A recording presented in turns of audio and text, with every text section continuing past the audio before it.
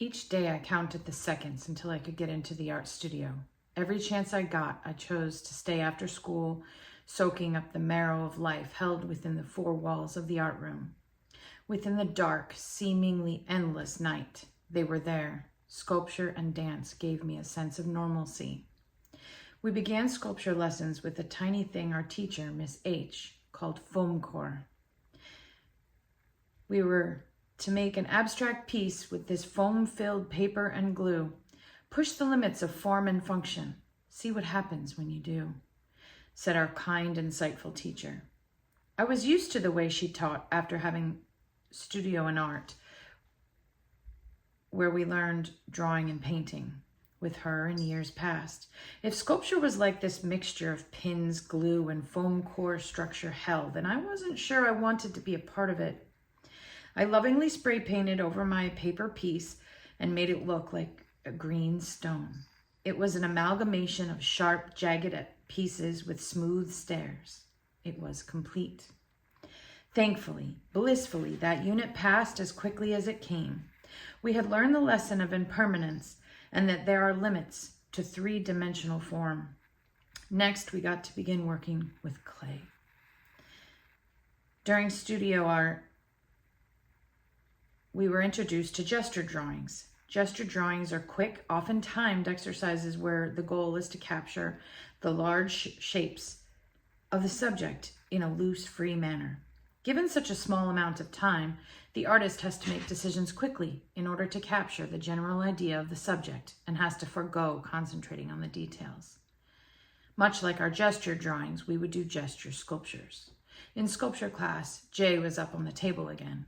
No, he didn't get in trouble for it. He was our model. The desks were arranged in a circular fashion as we all had a good, albeit slightly different view of Jay. He was older than I was. This was one of the 2 times a day I saw him. Later in the afternoon, he'd be at the dance studio dancing with April. He liked making me work harder and wore the clothes with the most folds. I have to make it fun for you, he'd say. Some say that artists come in mainly one form or another. Some are more at home and at ease with two-dimensional work, and others with sculpture. I had been critical of my drawings and my lines. The perfectionist worked its way out of my skin like a snake. It slithered its way into my soul and told me that my lines weren't right. Glancing at the papers of the other people in the room, it always compared my work to theirs. Then we touched clay. Miss H gave us each our very own bag of stoneware clay. The mocha-colored rectangular block retained the wrinkles from the plastic bag as we unsheathed it from its home. We each put our blocks on the table as instructed and waited. As soon as I touched the cool, moist medium, I was entranced. She gave us time to carve out the big shapes of the boy on the table. He sat on a chair, crossing one leg over the other, leaning on that top leg. His 90s grunge-style plaid flannel folded all around him. The whole world melted away when I touched the clay. There was only the task at hand, my tools, and the light streaming in from the windows. Looking back, it was mindfulness training. I had no clue at the time.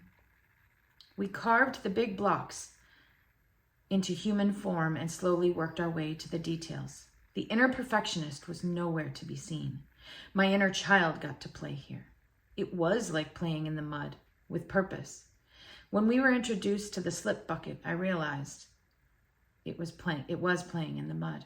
Miss H described how the clay got dug up, purified, and sent to us. When we threw our scraps into the slip bucket, we recycled the earth, literally. It landed with a wet plop into the opaque tan water. I couldn't help but touch that very wet bit sticking out on top.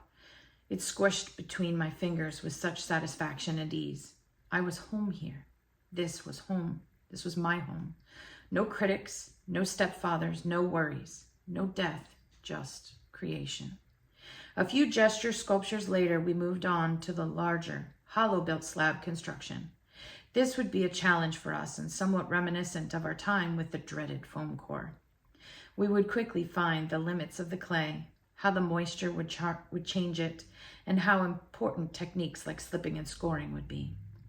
The assignment was to make a human figure. We had time to think with our sketch pad. Sketching just stressed me out, quite frankly. She gave us an oil-based modeling clay and tools. I sculpted a small bust of a man.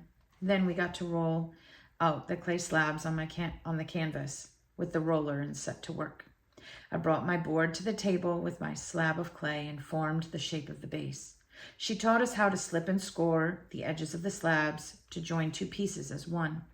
With the precision of a surgeon, I used the needle tool to cut the clay bottom. I thought I was beginning just below the butt of a man.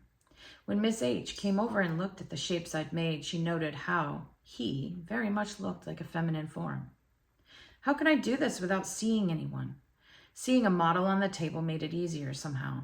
The teacher handed me a 12-inch mirror and directed me to the paint closet. I'm not allowed to give you naked figure models because you're underage, she said kindly.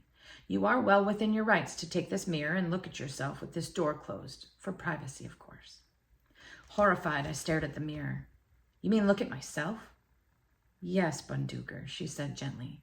She always had made-up pet names for all her students. Over the coming months, I would visit the closet when I got stumped with the piece. I stripped away my teenage discomfort and just saw as an artist would. It was perhaps the first time I'd seen myself through the eyes of an artist. The sculpted woman became my salvation during the darkest hours of my life. Even in the worst times, there was love.